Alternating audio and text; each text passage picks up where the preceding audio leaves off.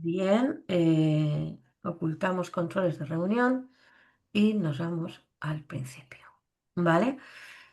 Bien, bueno, en el vídeo que tenéis en la presentación del capítulo, os explico el por qué cojo esta sección de obra de arte para comenzar a hablar del duelo.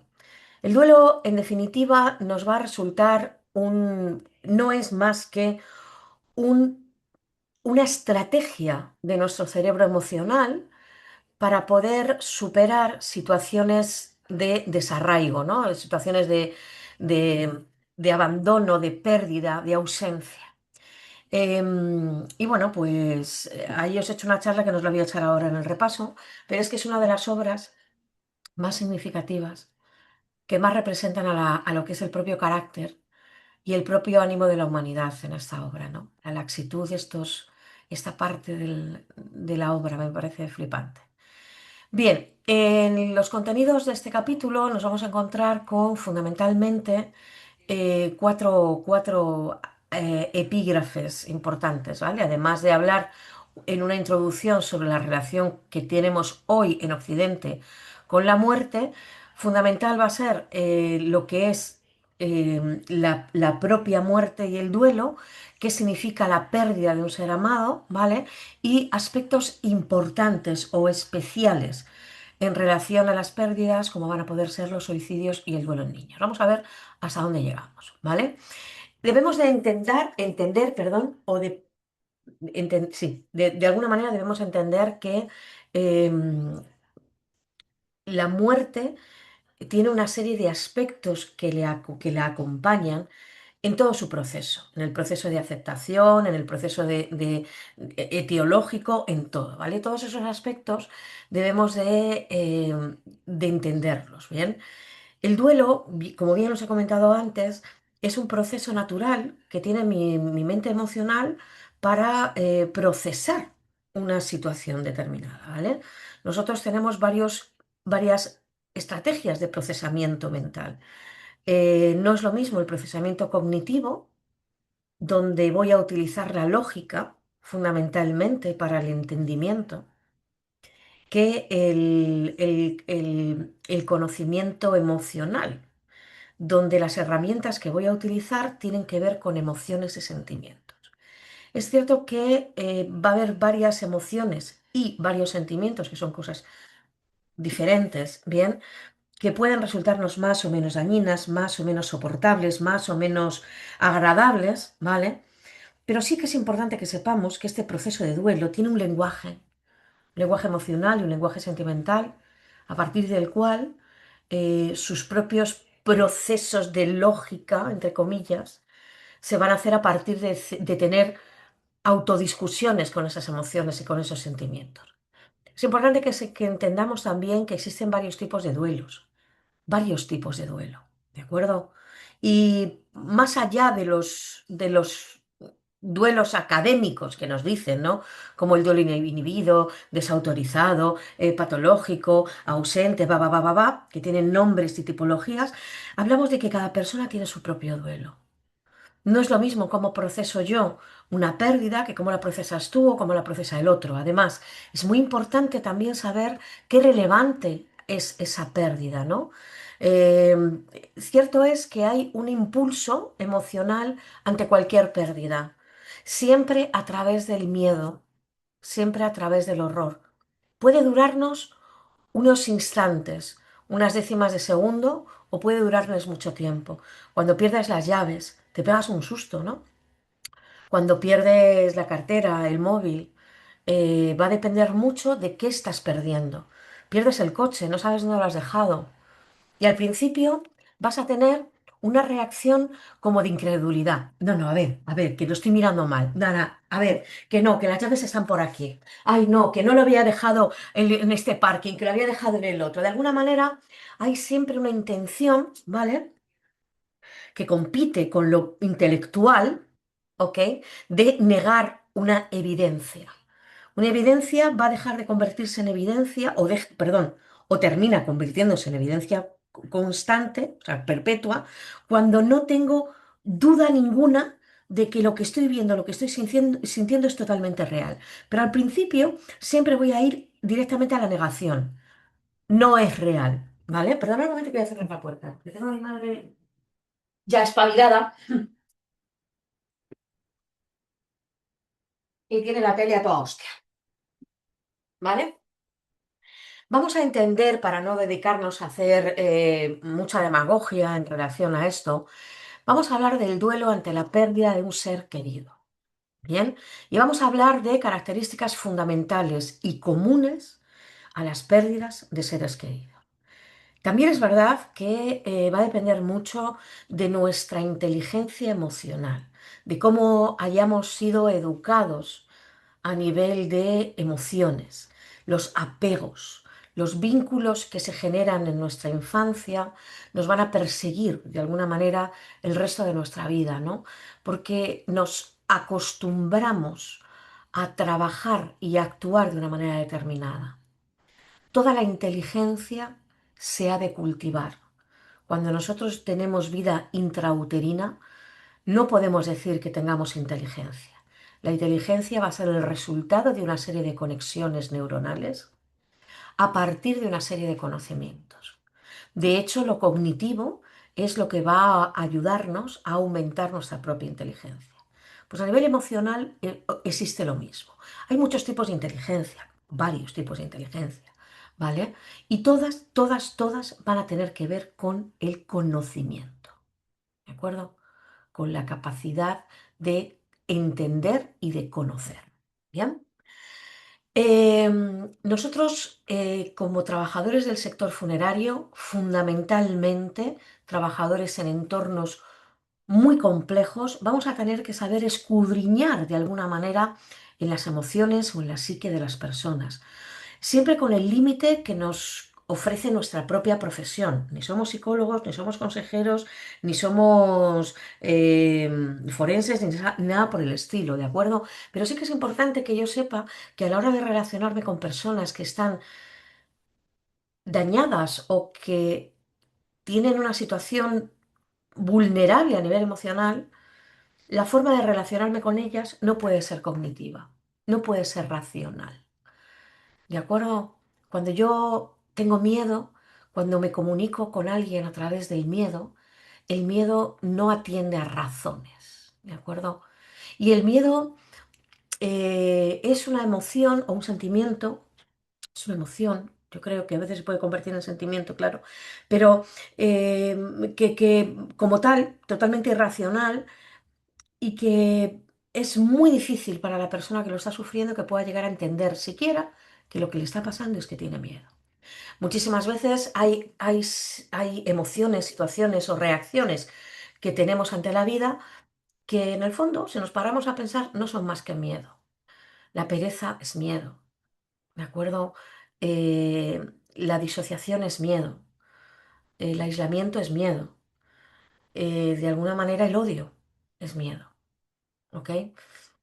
Em, Fijaros hasta qué punto el miedo gestiona o condiciona, más que gestiona, y gestiona también, claro que sí, condiciona enormemente mm, un aspecto muy importante de nuestra forma de pensar, de actuar, de ser, de relacionarnos, etcétera, etcétera. Y gran parte de ese miedo está asociado en los procesos de duelo. Bien, es importante que entendamos que cada situación a la que nosotros nos tenemos que enfrentar tiene su propia, sus propias características, ¿vale?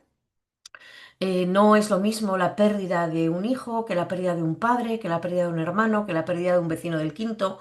No es lo mismo que el que yo haya perdido sea mayor o menor que yo. No es lo mismo una muerte a partir del resultado de una patología o de un accidente fortuito. No es lo mismo un crimen o un accidente. ¿De acuerdo? Es decir, cada situación va a colocarnos emocionalmente en una predisposición determinada de actuación y de pensamiento, dependiendo fundamentalmente del apego que nosotros tengamos, de cómo nos hayamos educado a nivel de reconocimiento emocional con el otro, con la vida, con la circunstancia, ¿vale? Y esto va a hacer que no podamos hablar del duelo como un todo, pese a que hay mucha gente que habla del duelo como un todo y que incluso gran parte del temario que nosotros tenemos, pues hablamos un poco del duelo como un todo, ¿no? Tenemos grandes teóricos, entre ellos Mary Ainsworth, John Bowlby, Elizabeth Kubler-Ross, John Main, ¿vale?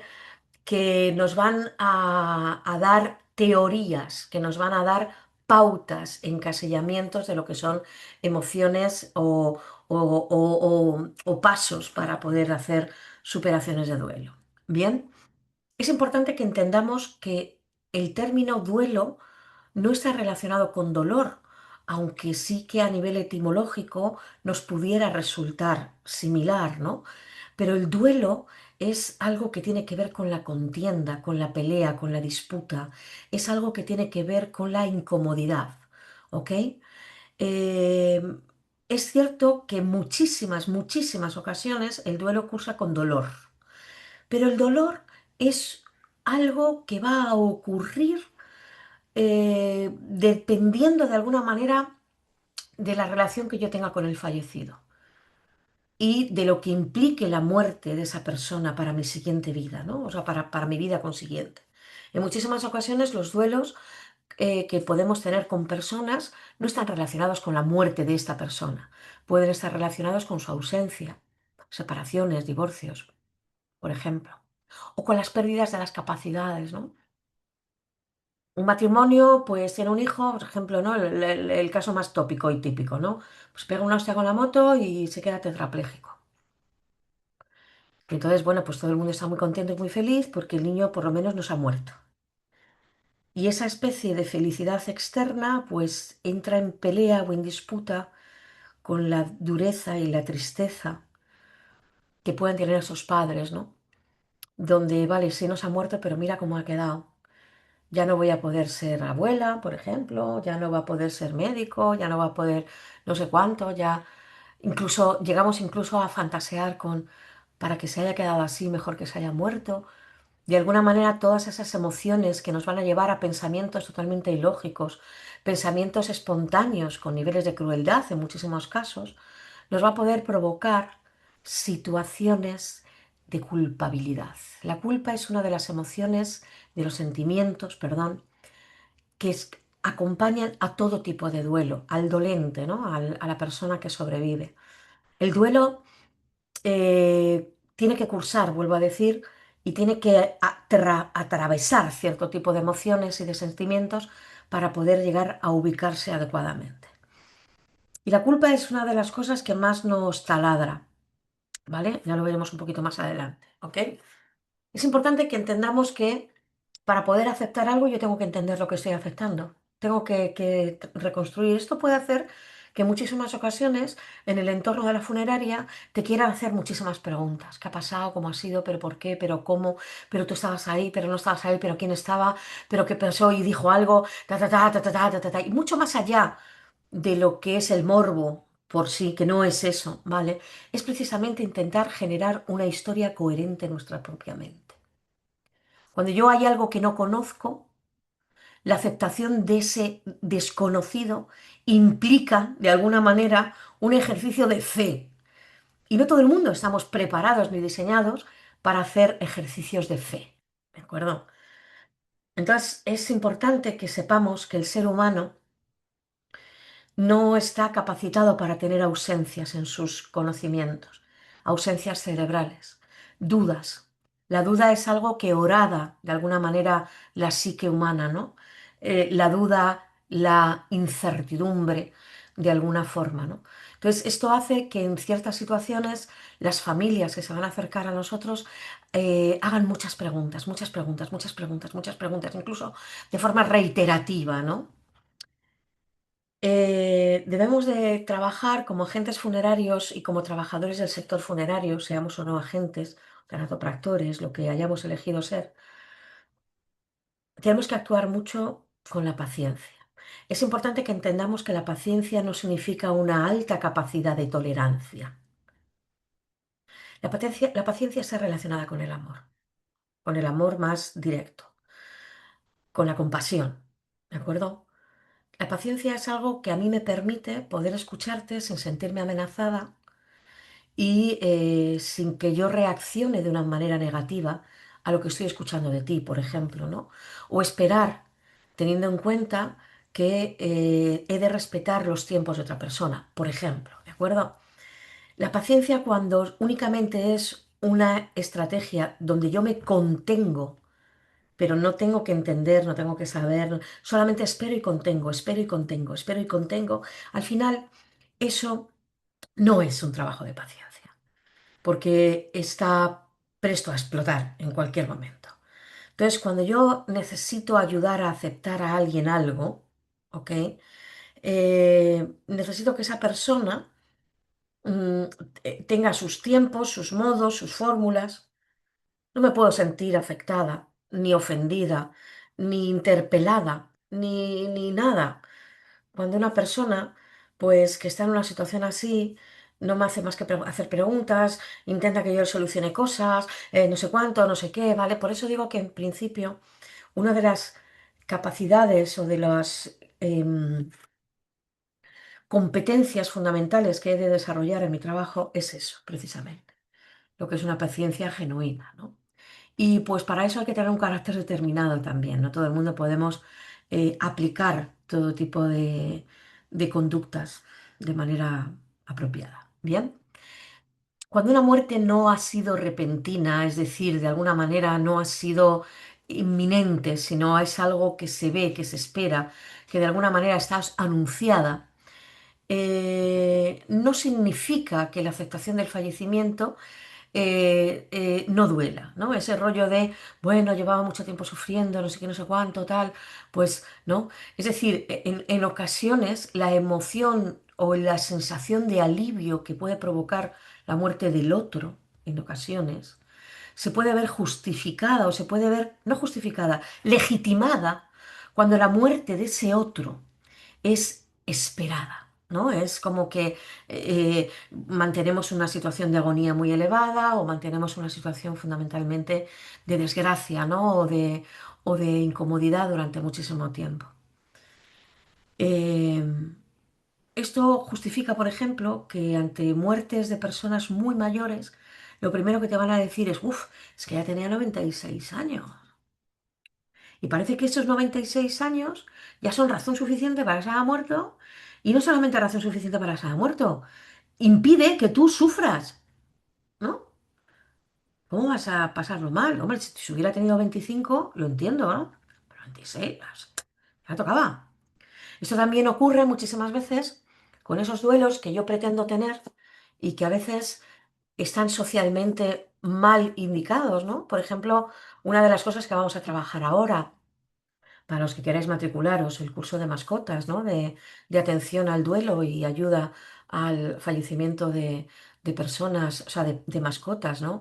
Donde nos vamos a encontrar con duelos desautorizados, donde de alguna manera, bueno, pues no se nos permita o se justifique el, bueno, venga, va, o sea, a ver, hija, que se te ha muerto un perro, o que ha sido un canario, o te puedes comprar otro. También frases de estas tan horrorosas, ¿no? Que se suelen decir o se solían decir, ¿no? A matrimonios jóvenes que pierden un hijo joven, un hijo pequeño, ¿no? Venga, sois jóvenes, podéis tener más. Como si cualquier individuo pueda ser sustituido directamente por otro, ¿no? Esto ocurre por una disociación emocional que tenemos, ¿no? Yo no puedo contemplar tu dolor, no puedo sentir tu dolor y entonces te lo desautorizo, ¿no? Es como, por ejemplo, cuando tú tienes algo que te parece horrorosamente importante, una frase que te ha dicho tu novio y estás pasándolo fatal y se lo comentas a tu amiga y te dice, ah, tampoco te ha dicho nada, ¿eh? ¿Quién es quién para darle importancia a lo que tú estás emocionalmente sintiendo, ¿no? Bueno, pues esto es un poquito lo que nos pasa muchísimas veces cuando las muertes en principio no han sido repentinas. Es importante que sepamos, por lo tanto, eso, ¿no? Que el que una muerte sea predecible o esperada no implica una adecuada, correcta y fácil aceptación. ¿De acuerdo? Las muertes esperadas tienen también su dosis de dolor, fundamentalmente su dosis de realidad. Normalmente cuando estamos esperando una muerte, en el fondo, aunque por un lado la anhelemos para dejar de sufrir o para dejar de estar en ese limbo, no se acepta, no se reconoce, ¿vale? Sobre todo cuando esa persona es una persona con la que yo tengo una relación afectiva. Fijaros cómo vienen las personas que vienen a nuestros sanatorios. Nosotros no vamos a tratar fases de duelos, no vamos a tratar duelos avanzados, no vamos a tratar siquiera duelos que se puedan patologizar. Vamos a tratar a personas que están en un proceso incipiente de duelo, en un preámbulo del propio duelo, ¿no?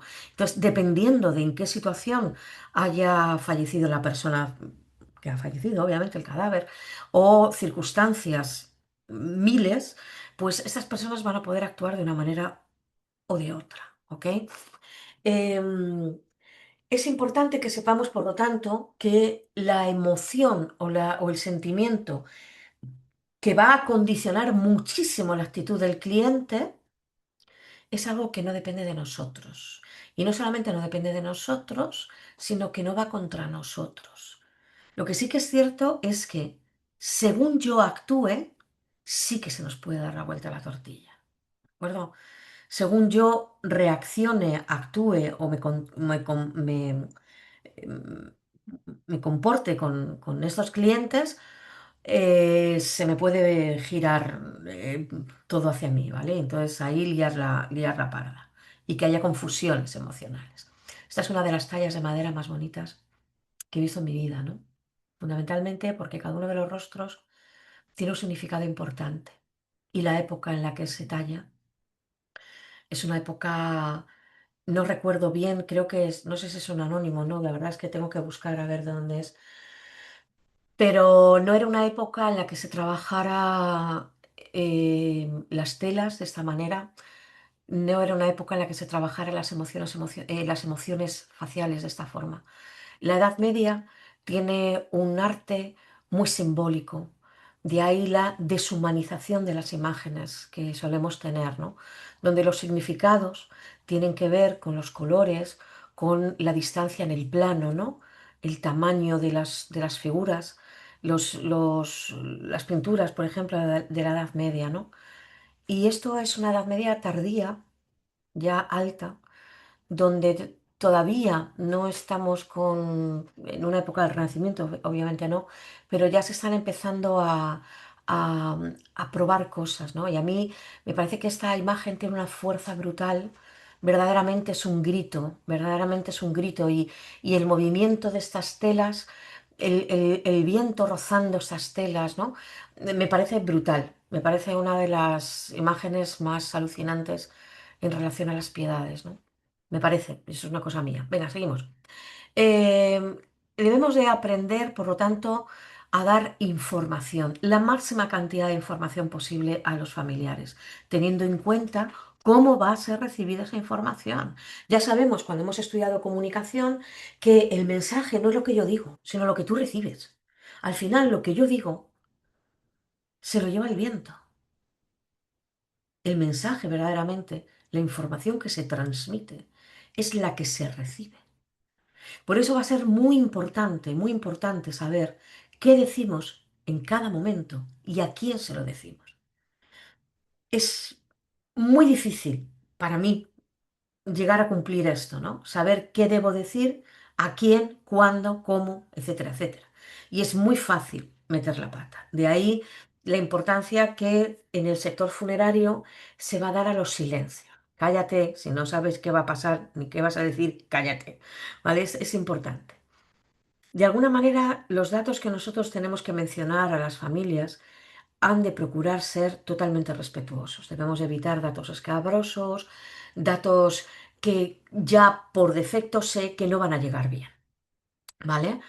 Hay que mostrar o esforzarnos para poder convertirnos en personas empáticas, mostrar respeto, escuchas activas, ¿ok? Siempre dando un entorno de confianza y de confidencialidad. Es importante que las personas puedan expresar sus emociones y sus sentimientos. Y eso no implica que yo no pueda verlo. Muchos de nosotros, pues, tenemos esa especie de empatía emocional impregnada, donde si ves bostezar, bostezas, donde si ves llorar, lloras, y donde si, ¿vale? Entonces, eso es lo que tenemos que aprender a controlar, ¿no? Nuestra capacidad empática no ha de traspasar situaciones emocionales. Nuestra capacidad empática tiene que ser cognitiva. Y tengo que aprender a sentirme cómoda, o por lo menos no sentirme mal, ante un llanto de otra persona. Esto es muy complicado de hacer, muy complicado, porque todos tenemos nuestros grados de vulnerabilidad, ¿no? Yo, por ejemplo, no soporto ver a una persona mayor, a un anciano o a una anciana llorar. No, no puedo. En cambio, a un niño me la suda. Y a una persona adulta, bueno, me pone incómoda. Incómoda como que, bueno, venga, va, ¿no? O sea, venga, venga, venga, venga. Tiene que ver mucho también cada emoción que me provoque el llanto de una persona, obviamente con los apegos y con mis propias emociones, ¿no?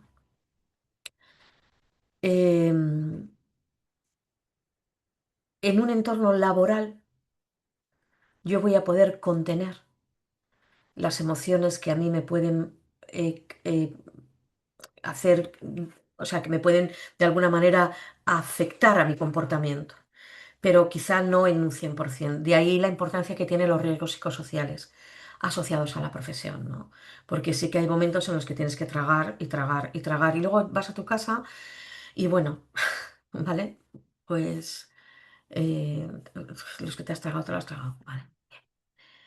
Em, Siempre, siempre, siempre los servicios funerarios van a aparecer ante la muerte de un ser humano.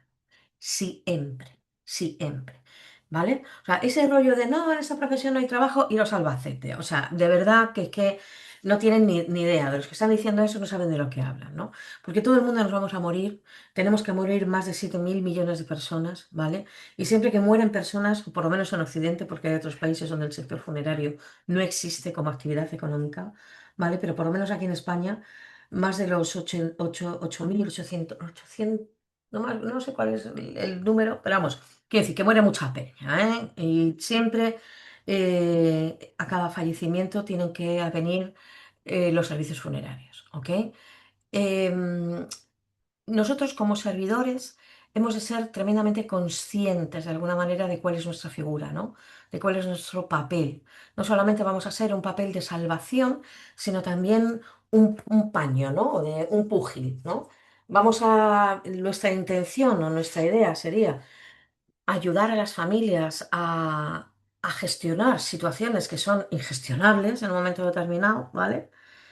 Pero también vamos a ser, de alguna forma, el objeto de toda queja, de todo rencor, de toda historia. Por eso hemos de procurar que nuestro trabajo sea lo más preciso y mantenga aranceles de calidad lo más altos posibles, pues para evitar precisamente conflictos, porque ya de por defecto vamos a poder, somos muy vulnerables a tenerlos, ¿vale? Los familiares requieren informaciones para poder saber qué está pasando y cómo se debe actuar. Esto es importante, porque muchos de los familiares que se acercan al tanatorio no tienen ni idea de cómo tienen que caminar, así de claro. Qué hay que hacer, cómo hay que hacer, pero es que eso nos pasa, ahora te vas a la calle y haces una encuesta y no todo el mundo sabe lo que hay que hacer ante, an- ante un fallecido, ¿no? O cuál es el primer paso, o cómo tenemos que gestionar, o- ¿y ahora qué hago? ¿Y ahora qué digo? ¿Y ahora qué? Entonces, de alguna manera, esa indefensión que muchos de nuestros clientes van a tener nos coloca en una posición que debemos de saber acoger, ¿vale? Porque los clientes se ponen en nuestras manos. Cuidado, porque debemos de ser leales, debemos ser fieles a nuestra profesión y a ellos mismos, ¿vale? Y nuestra actitud debería de ser lo más noble posible, ¿ok? Debemos de procurar ofrecer un espacio tranquilo, un espacio donde se encuentren cómodos. Y no todo el mundo se encuentra cómodo en un hall que parece de un hotel de 5 estrellas con cueros, cristales y dorados. Y no todo el mundo se encuentra bien, a lo mejor en una habitación cerrada, con una mesa que separa a dos. Es decir, cada persona va a tener su propio espacio, su propia historia. Y esto hace que cada vez más las funerarias sean lugares cuyo diseño esté muy bien estudiado, donde se permita aire, luz, espacio, ¿vale? Pero que de alguna manera esos espacios pretendan proteger la intimidad, ¿ok? O sea, normalmente tú cuando vas a crear o hacer un contrato de servicio dentro de la funeraria, pues no le haces la contratación en la recepción, como cuando entras a un hotel, que haces el check-in en la recepción de pie con las maletas al lado. No, no, no, eso no se puede hacer ahí, ¿de acuerdo?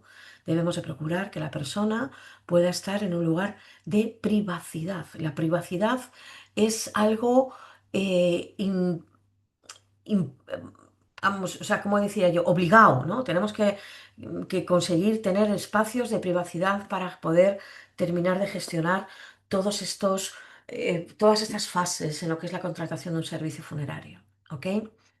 Es importante que entendamos que todas las personas que se van a acercar a velar al fallecido son clientes nuestros. Todos, absolutamente todos. Y que voy a tener que atenderles con el mismo respeto absolutamente a todos. A mí me da lo mismo que el que esté visitando sea su novia, su marido, su tía, la del pueblo, o el vecino del quinte que se ha colgado o que se ha colado para meter ahí el fuciño. Me da igual, ¿vale? Eso yo ahí no entro ahí. Lo que sí que tengo que saber es quién es el declarante del servicio. Es decir, qué persona es la que me va a decir cómo, cuándo y dónde quieren las cosas. Y la persona que me va a tener que firmar autorizaciones, etcétera, etcétera, etcétera. Es el declarante del servicio el que va a decidir la velación de la persona. Y si el declarante del servicio me dice, mira, yo quiero esto, yo qué sé, no sé, que me cierres la puerta y que no entre nadie más, me cierra la puerta y no entra nadie más. Lo que no te pueden decir como funerario es decir, oye, mira, que los Fernández no vengan. Tú no puedes negar la entrada al recinto, porque estamos en un lugar público, ¿vale? El permiso de... ¿Cómo se dice esto? Joder, me sale un nombre que no es. De Eso de... admisión, ¿Cómo? el derecho de admisión. Gracias, Silvia. El derecho de admisión tiene que estar justificado, no solamente porque es que este no te quiere, no. Una persona que arme el pollo, que no contemple ciertas normas sociales, etcétera, etcétera, pues sí que puedes decir, usted no puede entrar aquí, pero si no, no. Entonces, si en el caso de que de pronto a Pero, lo mejor alguien diga, mire, que los pepitos no quiero que entren, pues entonces se les dice, pues cierran ustedes la sala de presentación y son ustedes los que deciden quién entra en esa sala y quién no, ¿vale? Yo mi consejo es que nunca os metáis en eso, porque no sabemos lo que hay, lo que deja de haber. Y aparte que es que no es responsabilidad nuestra, no es nuestro eso, ¿vale?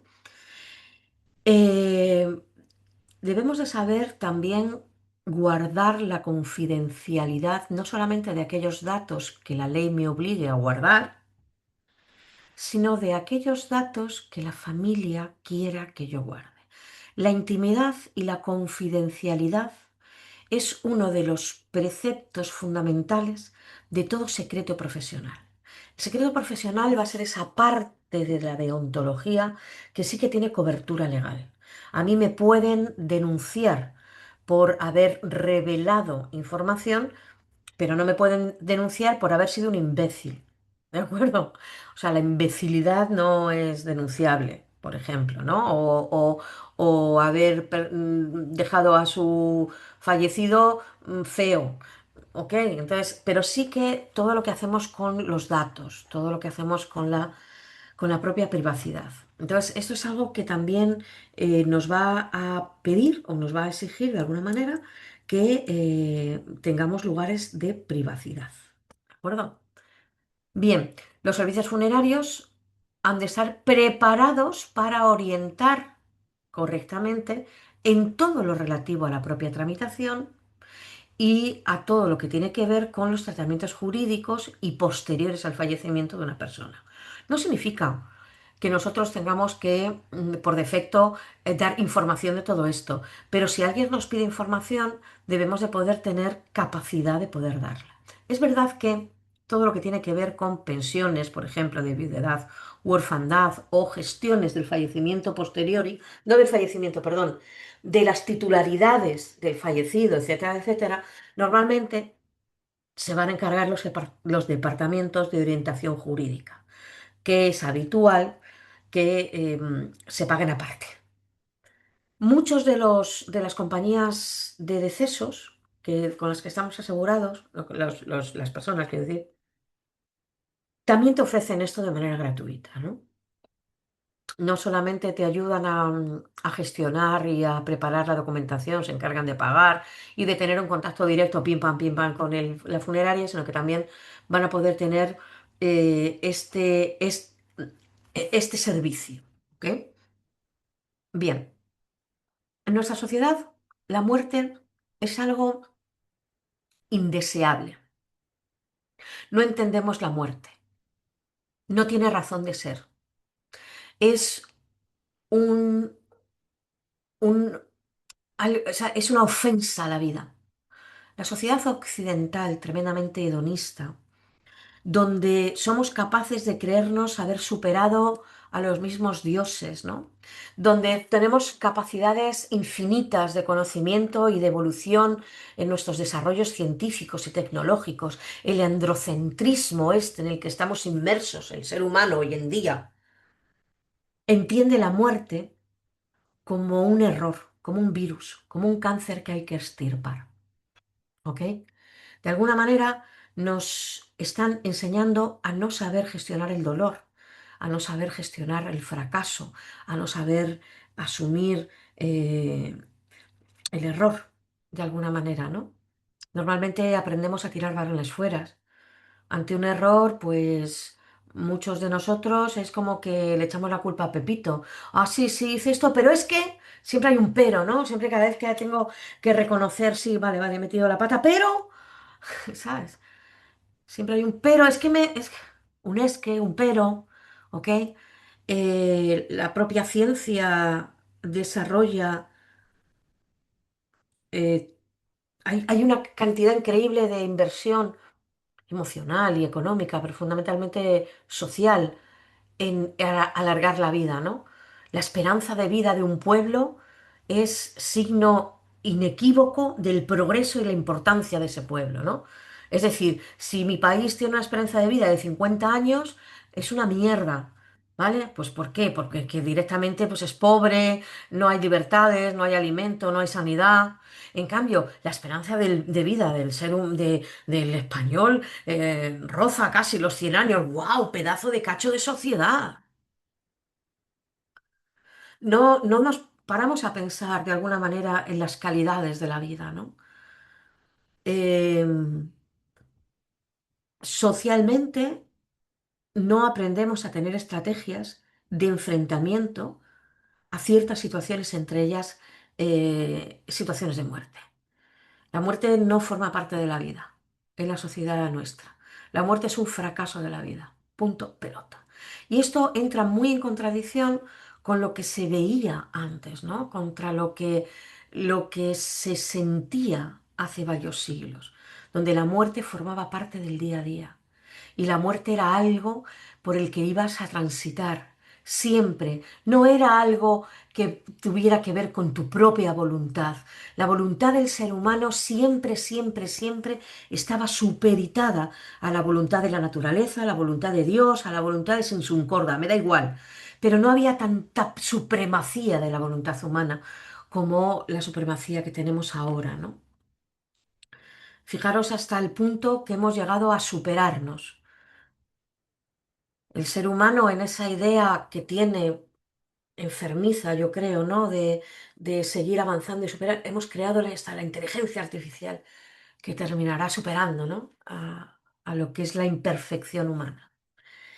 Esto que a lo mejor os puede parecer un poquito demagógico, un poquito de olla, tiene muchísimo que ver en cómo entiende la sociedad de hoy en día la muerte y por qué rechazamos la muerte. En el rechazo de la muerte, de alguna manera, rechazamos la velación, la despedida, ¿vale? Somos como amigos torpes, que no saben si darse un abrazo o darse la mano o solamente decir, venga, chao, ¿no? ¿Cuánta gente en nuestro entorno hacemos lo posible o lo imposible, ¿no? Por no despedirnos cuando nos separamos o quedamos en llamarnos para despedirnos. Esto es un reflejo también importante, de cómo nos despedimos ante la muerte. Precisamente porque no estamos entrenados en la gestión del dolor, de lo desagradable, ¿vale? Te duele un pie, te tomas una pastilla, te duele la espalda, te tomas una pastilla, te duele el alma, te pones hasta el culo de no sé qué porque si me emborracho para no sentir, por ejemplo, ¿no? ¿Vale? No, no hay un enfrentamiento a los fantasmas. Hay una película que es de miedo que se llama Babarook, que tiene muchas lecturas. Y una de las lecturas que tiene es esa, ¿no? El aprender a mirar cara a cara a los fantasmas. Cuando yo no miro al fantasma, se hace muy grande, muy poderoso y domina. Pero cuando yo lo miro de frente y lo alimento, es controlable, ¿no? Y es una película que no tiene nada que ver con con el duelo y con la muerte, por supuesto, es una película de miedo, pero sí que yo creo que tiene lecturas interesantes que poder hacer, ¿vale? Em, es lo que os decía, antes la muerte estaba más normalizada, de alguna forma era lo normal, y además había muchas más cantidades de muerte. Este rollo que decimos ahora de, ay, es que no hay nada más cruel que la muerte de un hijo, ningún hijo debería de superar, ningún hijo a los padres o algo así. Díselo, eso lo he dicho muchas veces, ¿no? Díselo a esas mujeres de principios del siglo XX o finales del siglo XIX que vivían en las ciudades, a lo mejor, ¿no? O no vivían en las ciudades. Díselo, ¿no? Que llegaban a tener 13 hijos y a lo mejor le sobrevivían 5.